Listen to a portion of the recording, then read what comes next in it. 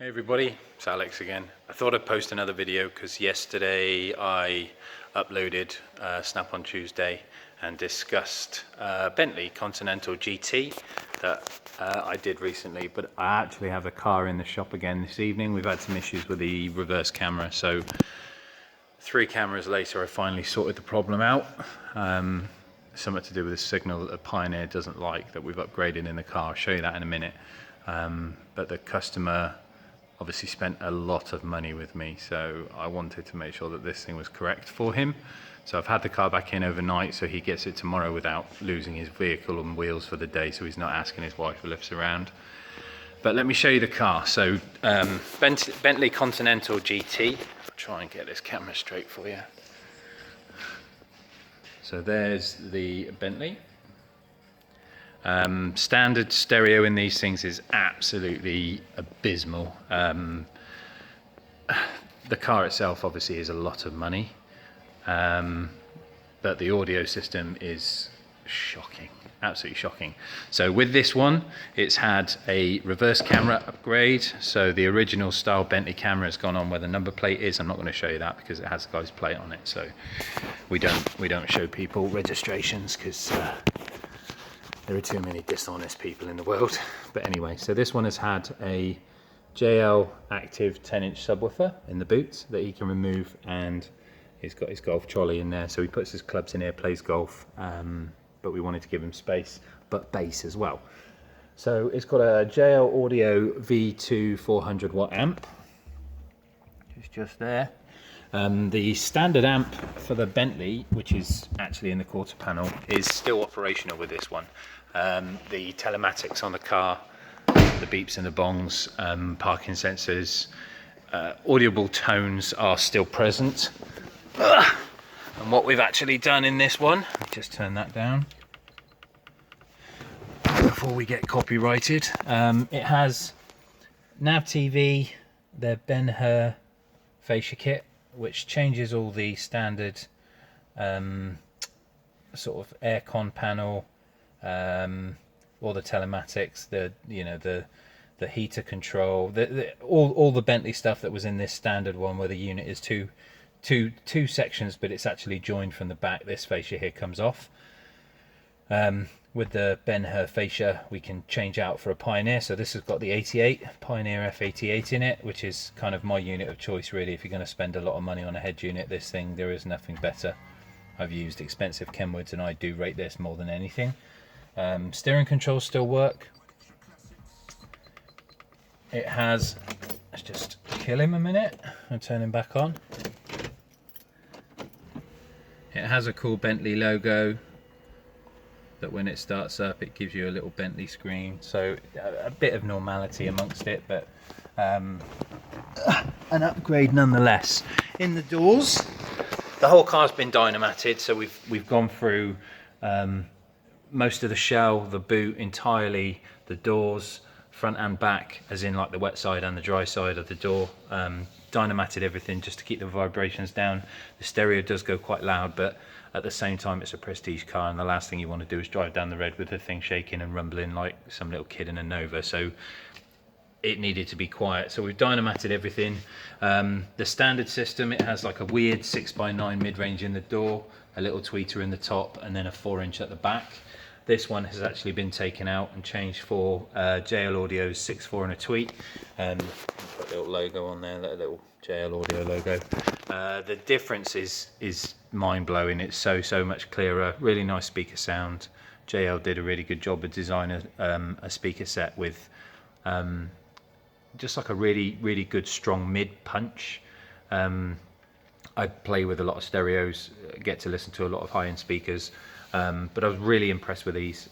You can actually, it's like listening to your favorite song, but you hear things you've never heard before, because the music is so much more in depth, that you hear, different notes, different, parts of the song that you don't usually pick up with cheaper end speakers. So it does add that kind of audiophile side to it, and makes a difference to what was in this car, which was terrible, but now it's actually okay. I wish I could play something for you, but I say YouTube get a sniff of it, I will get copyrighted and the music, the video will get muted out, so I'm not going to do that. But take my opinion, if you're anywhere close to an audio shop, ask them to try or listen to, if they've got it, the JL Audio 6.4 and a tweeter, the top one, because it really is a special bit of kit. This is the guy's weekend toy. All right for some, eh? He is taking the car back to Bentley because it has a few issues with the car. Exhaust is wobbly, the bracket's broken on the right hand side. I've had it back in again to do the rear camera on it because it wasn't operating. It was operating, but it was really intermittent, and obviously he spent a lot of money with me, so I've got to sort that out because I don't want him to have issues. My reputation and the fact that, you know, he's entrusted his baby to me. We needed to sort it out, so I've spent all evening, it's what is it now, nearly 12, replacing. I tried two different cameras, and I've eventually replaced it for a third one that does actually work well with the system, and it's happy. I think it's to do with the resolution on the camera itself, the image that's portrayed onto the Bentley, the Pioneer stereo, it wasn't happy with. So this one does work. The reverse camera is operational, and yeah, works a treat. But it's going back to Bentley, so he's let me have the car for one evening, just to get the bits and bobs sorted. So these little cameras will be going back because they don't really like the Pioneer. What else? Oh, transit van we finally finished. I got the right lead in. Had a few issues with suppliers sending out different leads for the car. So we've got, I spin you around too fast to make you dizzy. Reverse camera, brake light on this one. I just remembered I've not eaten today. I need to get some food. So this one has a dash cut, and by that I mean we've had to cut the dash actually with my snap-on saw, my favourite tool. Let me just put some light on so you can see this. So there's the dash, Pioneer on this one. The old radio with the sort of curved apertures gone. We've cut the back out of the dash. This one has like a little cup, Pioneer in the front. All the normal bits. It's actually quite a nice looking fascia. Just switch him on so you can see what it looks like. Steering controls still work with this one. We've got the lead right now. Just make sure no music's going to come on and we'll get copyrighted.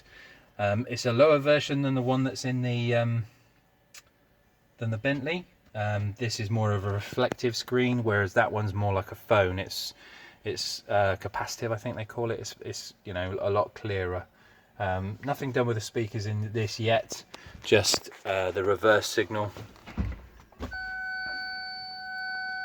can see the car there. And back on with the radio. The standard display is still actually working in this one. We've hidden it in the dash because the lead has to have the two parts working together. But the guy will be in for this in the morning. Should make his life delivering a little bit easier now. He's not going to squish people behind the van because it is quite a long one. It's quite tall, but it works a treat, and I'm sure he's going to be happy with it. What else have we got to talk about? Obviously the snap-on stuff is actually still sat over on the bench. I've not touched it yet. I need to sort my toolbox out, but you know, work's work. We'll do that first and worry about the niceties afterwards. What else? Do you know what? I bought, I have two phones, one for the wife and one for me, with Vodafone, and I've been with them for years because I used to be a Vodafone engineer. So, I had a choice of choosing my own number, and I wanted to keep the same number because it's always been with the business, and everyone knows me on that number. It's not loads of different. It's the same number pretty much all the way through, which is quite nice. And I recently upgraded my phone, or wanted to upgrade my phone, but I was not due for an upgrade for another 3 weeks. But the phone I use, which is a Samsung S7 Edge, every time they seem to do a software update, it goes a bit mental, and it's not very happy. So I wanted to get new phones. Originally wanted the Note 8, and then it turned into a hand warmer. Obviously they had issues with the battery, so I couldn't get one of those because they took it off sale, and I ended up with this Note 7 S7 Edge. So I bought recently the 2 Note 9s. Now, Vodafone, shame on you, customer service is atrocious. And I really hope you listen to this video and do something about it, because I've been with you over 10 years. I had the guy lie to me about my phone, said I wanted the 512 gig phone, because with a memory card you can pretty much have a terabyte of information on the phone, which is nice, a terabyte of memory. And I wanted to do that. He lied to us and they could only get hold of the 128 gig. I spent 3 days messing around trying to get a delivery that they told me would be on a Sunday, and in the end I didn't get it. And 2 visits to the shops, lots of phone calls. I got the phones home and realised that they were the wrong memory size, and ended up taking them back again. And it then took me 4 days to get my money back out of Vodafone. So yeah, just what is wrong with companies these days? Nobody seems to have any inclination of doing customer service properly. If I, like this car, have an issue, I'm not going to tell you how much it was, but it was a lot of money. If I have an issue, I get the car in and I sort it out. Foreign call centres, people don't know what's going on. Left hand, right hand doesn't talk to each other. Nobody's got a clue. So I really wish people would do something about customer service, because it matters. It's the difference between staying with a company and not staying with a company. And frankly, the way that I've been treated with Vodafone, I'm more than happy to leave. More than happy to leave. When my contract's up, I think I'm going to jump ship, take my number and go somewhere else. But I wish they would just stop messing people about, because it's not right. Customer service to me is very important. It's actually more important than the part that you buy. I think we all travel for a decent mechanic or a decent hairdresser, no pun intended. I don't have hair. It's not right, and to be mistreated like that is a right pain in the backside. And I hope Vodafone listen to it and do something about it, because it isn't right. But anyway, enough of the moan over. Work's late, I need to eat, I'm tired. So there's the Bentley, there's the Lotus, 2 walks in neons. Night night all, see you soon.